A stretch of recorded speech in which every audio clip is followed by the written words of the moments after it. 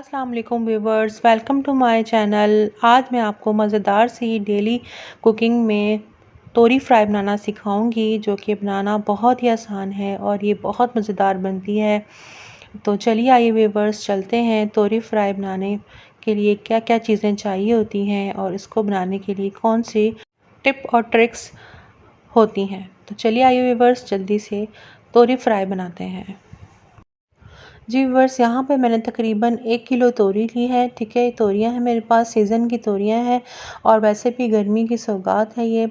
तासीर में ठंडी होती हैं और खाने में बहुत मज़ेदार होती हैं। ठीक है, ये 1 किलो तोरी है। प्याज मेरे पास 3 दरमियाने साइज़ के थे, स्लाइस कर लिए। 4 टमाटर हैं, छील कर मैंने स्लाइस कर लिए हैं।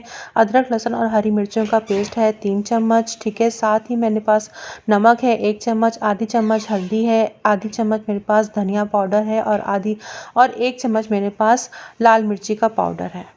हस्बे ज़रूरत तेल है। तो चलिए व्यूअर्स, जल्दी से क्विक सी तोरी फ्राई बनाना सीखते हैं। बिस्मिल्लाहिर्रहमानिर्रहीम।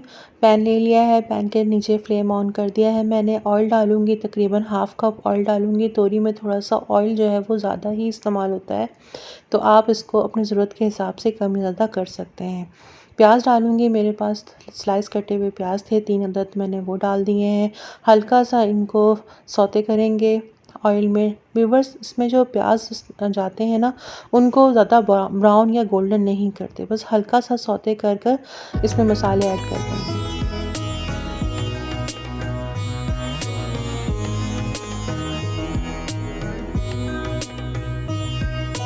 जी व्यूअर्स, प्याज जो है वो हल्के से फ्राई हो गए हैं। अब इसमें मैं लहसुन, अदरक और हरी मिर्चों का पेस्ट शामिल करूँगी। 3 टेबलस्पून मेरे पास ये पेस्ट था। ठीक है, वो मैं शामिल कर दूँगी। इसके बाद मैं हल्का सा इसको फ्राई करूँगी ताकि लहसुन और अदरक की जो स्मेल है वो ख़त्म हो जाए ऑयल के साथ मिलके। ठीक है,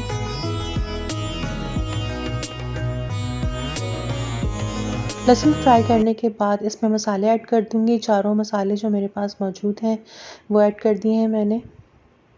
लाल मिर्ची है 1 चम्मच, हल्दी है आधी चम्मच ही मेरे पास सूखा धनिया पाउडर था और 1 चम्मच नमक का था।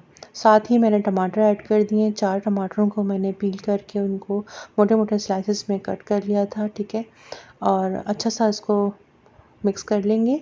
मिक्स करने के बाद इसमें थोड़ा सा पानी लगाएंगे, तकरीबन आधी कप पानी लगाने के बाद इसको कवर करके फ्लेम को मीडियम टू लो करके इसको गलने के लिए छोड़ देंगे, ताकि टमाटर अपना पानी छोड़ें और बिल्कुल घुल जाए मसाले में।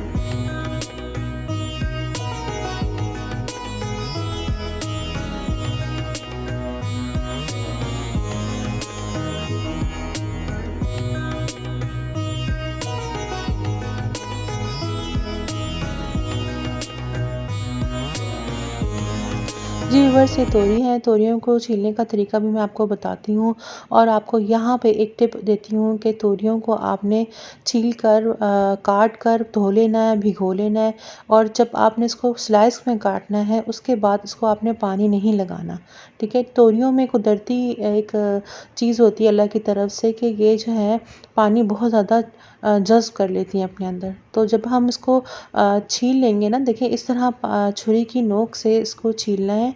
छीलने के बाद इसमें आयरन बहुत ज़्यादा होता है, तो ये फ़ौरन काली होना शुरू हो जाती है, तो हम इसको पानी में भिगो देंगे जब तक तमाम तोरियां जो हैं वो छिल जाएंगी। ये पानी में भीगी रहेगी। उसके बाद पानी इसका निकाल कर इसको अच्छी तरह वॉश कर कर ठीक है, इस तरह देखें तमाम तोरियों को मैं छील लूँगी और पानी में डाल दूँगी। जब तमाम तोरियां छिल जाएंगी उसके बाद मैं इसका पानी निकाल दूँगी। पानी निकालने के बाद फिर मैं इनको बग़ैर पानी के एक बाउल में स्लाइस कर लूँगी सर्कल शेप में। ये देखिए तमाम जो है तोरियों को मैंने अच्छी तरह से बाउल में भिगो दिया था ताकि ये काली ना हो। ठीक है, उसके बाद मैंने ये देखिए खाली बाउल लिया है।